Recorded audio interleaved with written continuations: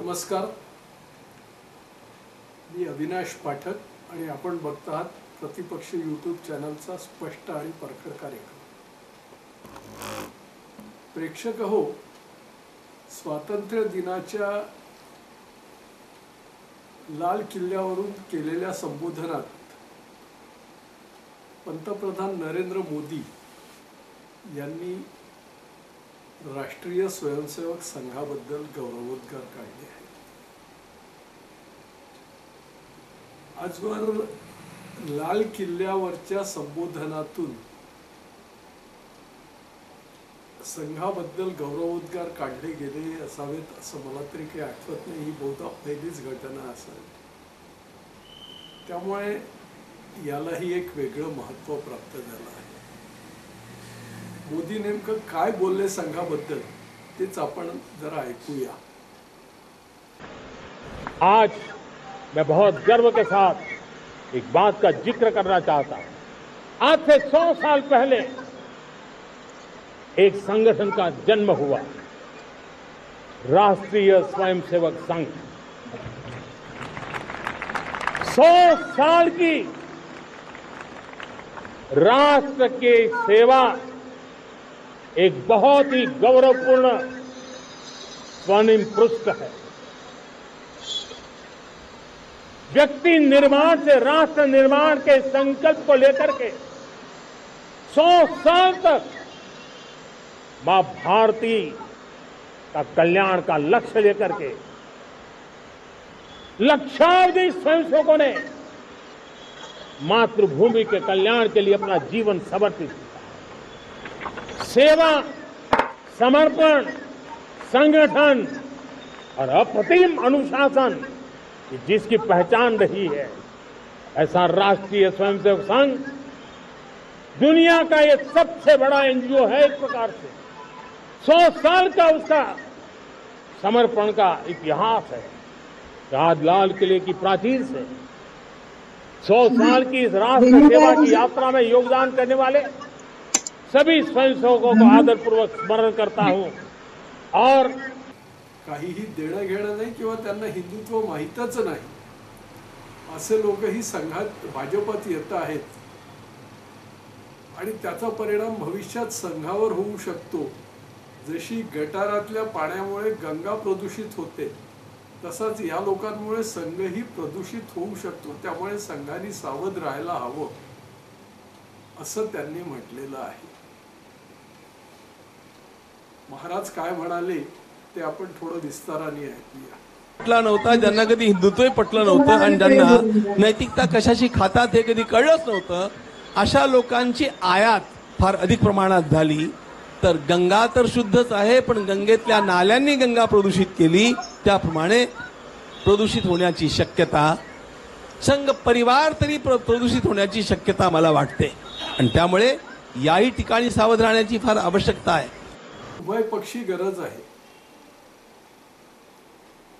ते भाजपात येतात, काही लोक त्यातले भाजपात पूर्णतः मिसळून गेलेले असतात, तर काही लोक ऑन डेप्युटेशन आल्यासारखे 5-7 वर्ष येतात, जे काही साध्य करायचं असते ते साध्य करतात आणि नंतर परत आपल्या मूळ पक्षात जातात। तर आपल्या विदर्भातलंच नाना पटोलेंचं किंवा अमरावतीच्या डॉक्टर सुनील देशमुखांचं उदाहरण इथे देता येईल। तर हे असे लोक येतात, पण ते संघ प्रदूषित करतील का? मला वाटते तसं होऊ नये, कारण संघाची धारणाच आहे की माणसं जोडायची आणि त्यांच्या विचारांमध्ये परिवर्तन करायचं। संघात एक गीत शिकवलं जाते, आम्ही बिघडलो तुम्ही बिघडाल। अर्थात इथे मला संघाची बाजू मांडायची नाही, मी संघाचा प्रवक्ता नाही किंवा कोणता पदाधिकारी नाही, पण एक संघ अभ्यासक म्हणून मी बोलतो आहे। संघात एक गीत शिकवलं जाते, आम्ही बिघडलो तुम्ही बिघडाल। म्हणजे संघात जे येतील ते आमच्यासारखेच बिघडतील, आम्ही त्यांच्यासारखे बिघडणार नाही। हीच संघाची धारणा आहे। येणाऱ्या प्रत्येक माणसाला आपले विचार समजावून सांगून आपल्या विचारांचं त्यांना कसं करता येईल हा संघाचा प्रयत्न असतो. त्यात वावगा काहीही नाही. संघच काय, तुम्ही कोणत्याही विचारधारेत जा, तुम्ही काँग्रेस पक्षात जा, तुम्ही कम्युनिस्टांसोबत जा, तुम्ही समाजवाद्यांसोबत जा, ते तुम्हाला त्यांचे विचार समजावून सांगतील, तुम्हाला पटवून देण्याचा प्रयत्न करतील, तुमच्या मनावर बिंबवण्याचा प्रयत्न करतील. त्यामुळे संघाने तुम्हाला ते सांगितले तर त्यात वावगं मला काहीही वाटत नाही. आता बाहेरून आलेले, भाजपत आलेले ते उद्या संघाच्या संबंधात येतीलच ताबडतोब असंही नाही. ते ज्यावेळी संघाच्या संबंधात येतील तेव्हा भाजपत ते पुरेसे मुरलेले असतील, तेव्हाच ते संघात पोहोचतील.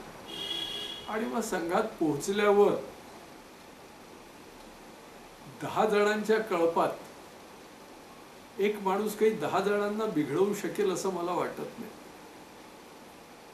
त्यामुळे संघ प्रदूषित होईल ही भीती थोडीशी मला निरर्थक वाटते. तसा विचार करणंही काहीच घाईचं होईल असं मला वाटतं. मात्र एक मुद्दा आहे जो गेल्या व्हिडिओत मी मांडला होता की असे बाहेरचे लोक आल्यामुळे जे भाजपतले जुने कार्यकर्ते आहेत, जे की मुळात संघ व्यवस्थेतूनच भाजपत आलेले आहेत आणि सुरुवातीपासून ते भाजपत काम करतात, तेही कुठेतरी दुखावतात. कारण हे बाहेरचे आलेले लोक लगेच पदं घेतात. घरची म्हणते देवादेवान शेजारणीला चोळी शिवा असा तो प्रकार होतो. त्यामुळे मग ते दुखावतात आणि मग ते दुखावले की एखाद दोन संघापासून दुरावतात, तरी दुसऱ्या पक्षात तरी जातात किंवा निष्क्रिय तरी होतात, असे प्रकार होतात. इथे संघाने सावध राहायला हवं. अर्थात असे लोक असलेही की जे भाजपत आले आहेत पण संघ विचारांशी फारसे सहमत नाहीत आणि फक्त काहीतरी कारणाने त्यांनी दबाव आणून उमेदवारी घेतली आहे, अशा वेळी संघ सुद्धा असहकार पुकारतो. 1977 मध्ये जनता पक्षाला संघाने पूर्ण पाठिंबा दिला होता. त्यामुळे जनता पक्ष दणदणीत जागा घेत देशात निवडून आला होता. पण नंतर जनता पक्षातल्या संघ स्वयंसेवकांना दुहेरी सदस्यत्वाच्या मुद्द्यावर जेव्हा समाजवाद्यांनी त्रास द्यायला सुरुवात केली तेव्हा 80च्या निवडणुकीत संघाने पूर्ण पाठिंबा काढून घेतला होता. त्यानंतर जनता पक्षाचे काय हाल झाले ते सगळ्यांनी बघितलं आहे. निकालानंतर 4च महिन्यात भाजप वेगळा झाला होता. त्यामुळे संघ प्रदूषित होईल या बाहेरच्या लोकांमुळे, ही भीती मला अनाठाई वाटते. आज गंगा प्रदूषित होते असं गोविंद देवगिरी महाराज म्हणतात, पण 65 कोटी लोकांनी कुंभमेळ्यात डुबकी मारल्यानंतर सुद्धा गंगेचं पाणी प्रदूषित नाही असा पर्यावरण तज्ञांनी दिलेला अहवाल आहे. त्यामुळे गंगाही प्रदूषित होणार नाही, संघही प्रदूषित होणार नाही. ही भीती गोविंदगिरी महाराजांबाबत पूर्ण आदर व्यक्त करून मला म्हणावंसं वाटते की त्यांची ही भीती निराधार आहे. प्रेक्षक हो, हा व्हिडिओ आपल्याला कसा वाटला ते अवश्य कळवा. आपण आपल्या प्रतिक्रिया द्याल त्याचं स्वागतच आहे. आपण प्रतिध्वनी यूट्यूब चॅनल सबस्क्राईब केलं असेलच, असल्यास धन्यवाद. नसल्यास आपण सबस्क्राईब करा. इतरांनाही हा व्हिडिओ शेअर करा, त्यांनाही सबस्क्राईब करायला सांगा. नमस्कार.